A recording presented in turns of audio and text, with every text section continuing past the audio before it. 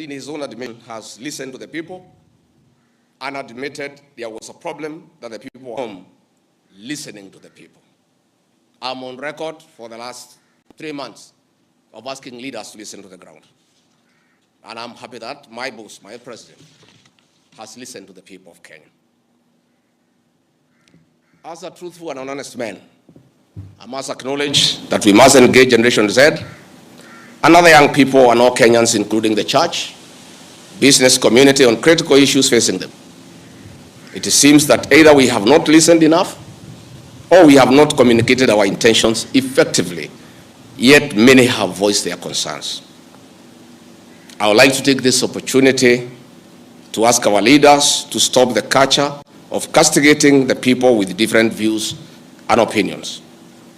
It is time for leaders to tone down and stop the habit of talking down to the people. And this brings me to the critical issue why I've called this press conference. As Deputy President of the Republic of Kenya, I and President William Ruto were on the ballot and were given a mandate by the people of Kenya directly.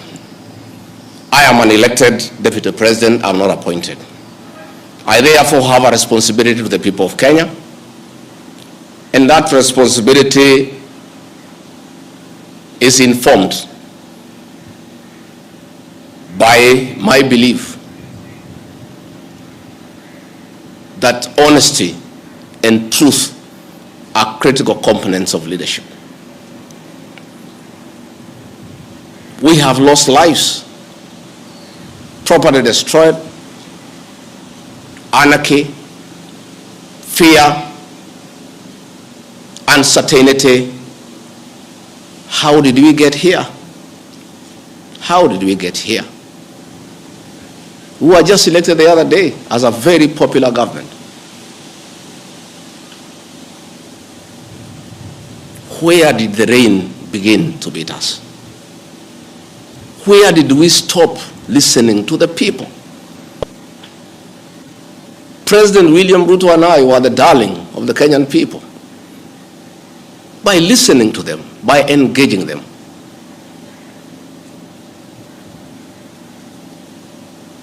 And as a government, we have established institutions to ensure we not only listen to Kenyans, but also genuinely understand their concerns. We invest significant resources in these institutions, particularly the National Intelligence Service, for this purpose. It is clear there has been a failure in the intelligence and advice we are receiving, particularly concerning crucial government policies. The President of the Republic of Kenya today has admitted that it has come to his attention that the people of Kenya did not want anything to do with the Finance Bill 2024.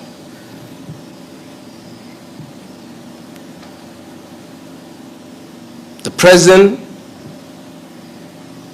has now agreed that we need to listen to the people. And I sympathize with my boss, President William Ruto, because this information was not available to him. I know President William Ruto.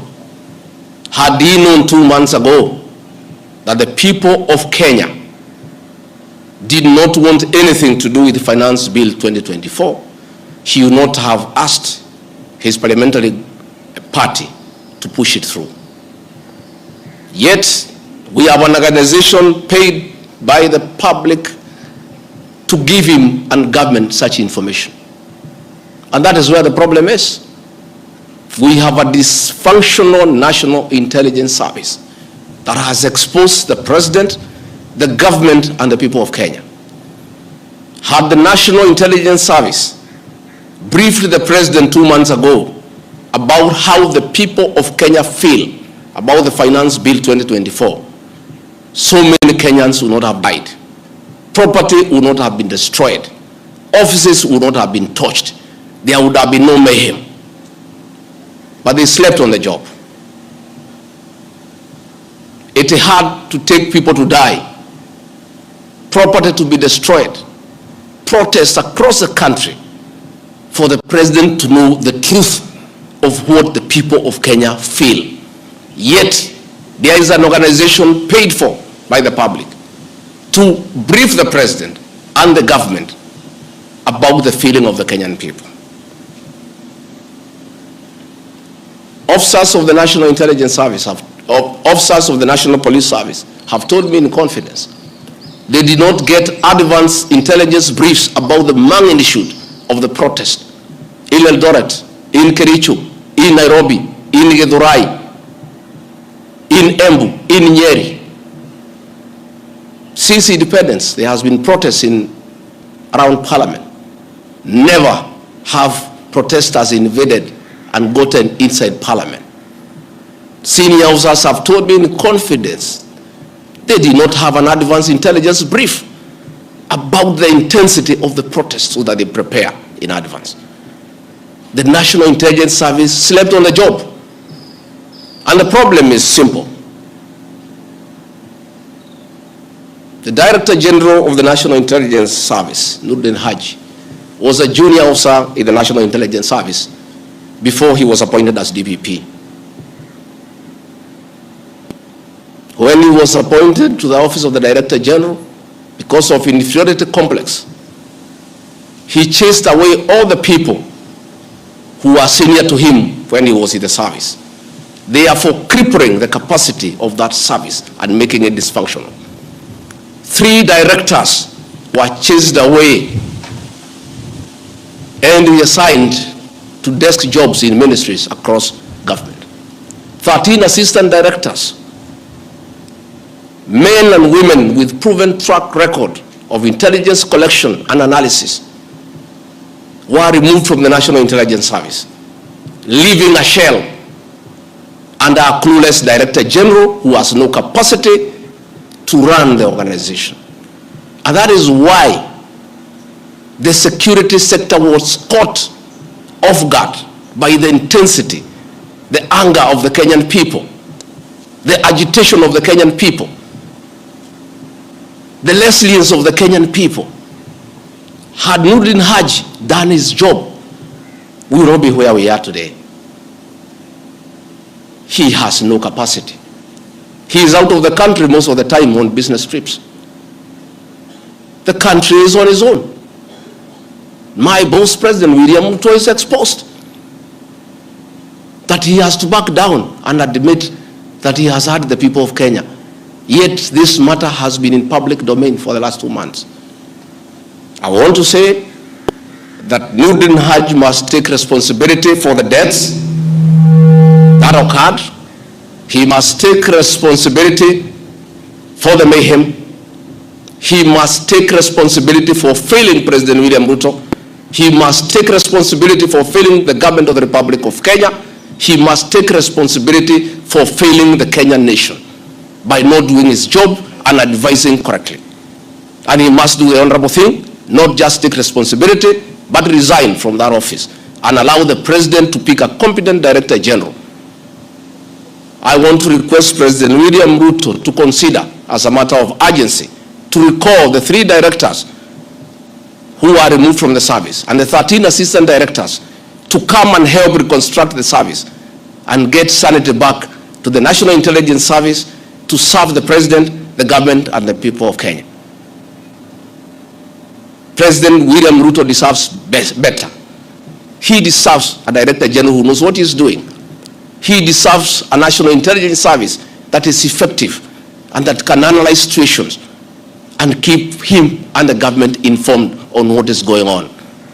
It is embarrassing to me as Deputy President that it has taken protests, deaths, mayhem, destruction for the president to know the truth, yet there is an organization charged with that responsibility. I have publicly stated that under this administration, Kenyans are free to criticize the government without fear of reprisal and state agencies. This was a promise made by both the president and I when we were sworn in. I want to call upon overzealous heads of security agencies not to be tempted to use the criminal justice system to manage politics. Let us manage politics the conventional way, through reaching out, consensus and concurrence. I am informed that members of parliament who voted no have already been targeted by the National Intelligence Service for harassment for their political stand. This is a promise the President and I gave to the people of Kenya, that never again shall we use the criminal justice system to manage politics. I want to say that the President and I gave a categorical promise to the people of Kenya that the issue of abductions and extrajudicial killings will never happen again. Sadly, this is back. It is unbelievable that the son of the Honorable Attorney General of Kenya, Justin Bidan Muturi, was abducted at night in a commando style by officers of the National Intelligence Service and held incommunicado for 18 hours.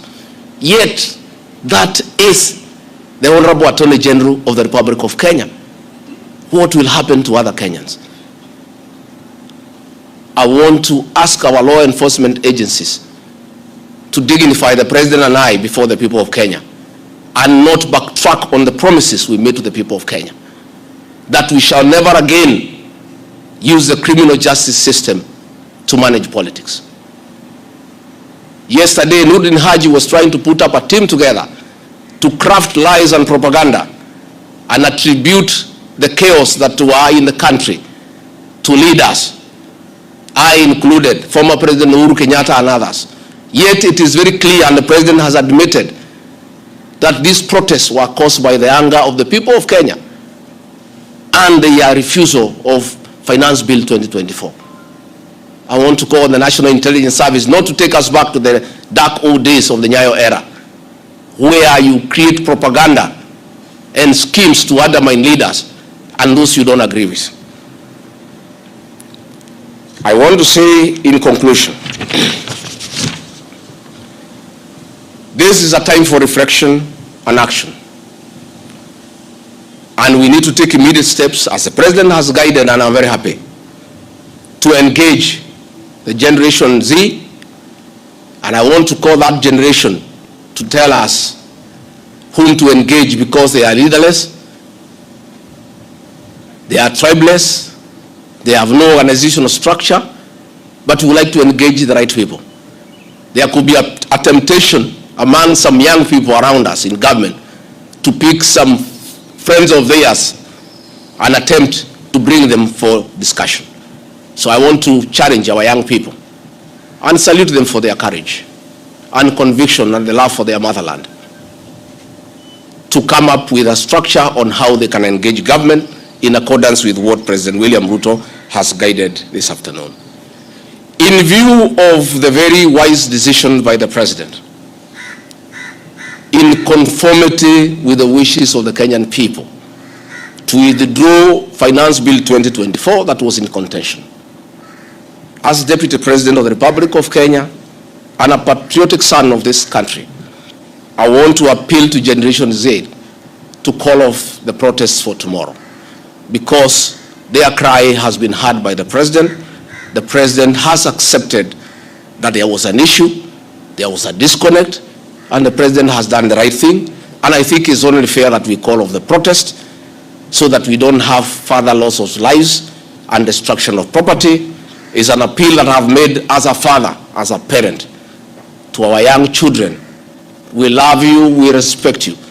Please, I beseech you as your father, now that the President has given in and accepted to go with the wishes of the Kenyan people, please, my sons and daughters, I plead with you to save lives, to save bloodshed, to save loss of property and lives. My sons, my daughters, please make an announcement this evening and call off the protest. And then we can begin the process of truthful engagement with the Kenyan people. We can begin an honest conversation on how to work on our country. Finally, I want to ask the President and our government to consider a plan on how to help those families that lost their livelihoods as a result of lack of proper advice by the National Intelligence Service. All these things happened because of government failure. It should never happen. Let us see how to compensate those families, those who are dead. We help those who are in hospital with bills, and we help to bury them. Again, I want to ask Kenyans not to punish members of parliament for the stand that they took. A government is formed by a political party.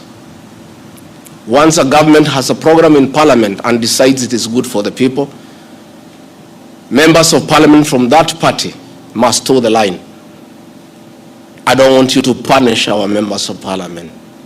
They just did what is right in terms of our political formation. Allow them to be. Allow them to support their government, because that's why they were elected as members of the government party. Let us not harass them. Let us not abuse them. Let us not attack their properties. They were just doing what the government wanted. And now that the government has decided to do the right thing, I think we should close that chapter. And if you have a problem with your member of parliament over this matter or any other matter, you will have an opportunity at the right time to punish that member of parliament or affirm he or her by re-electing him or her. And if we do that, it will be good for this country. Finally, I also want to ask the president to consider the issues of the demolitions of houses along Nairobi River. Houses that had approved building plans, built on land with title deed, were demolished, and only a compensation of 10,000 was given, which is unacceptable and unfair. Let us consider any landowner who had a genuine title, who had constructed a house that had been approved by the city authorities for compensation, because it's good to be fair. I really want to thank you and ask the people of Kenya to keep peace and to love one another. Now that this matter of Finance Bill 2024 has been settled, let us all go back to work. Let us be peaceful. Let us not be violent. Let us not talk at each other. Let's try to love one another. We have a beautiful country. We have no other country to run to. Let us not burn our country because of disagreements on issues. And I know as long as we keep on talking to each other, this country is going to places. As Deputy President and Principal Assistant to President William Ruto, again, I want to affirm to the people of Kenya that I will continue helping the President to discharge his duties in the management of the affairs of this country.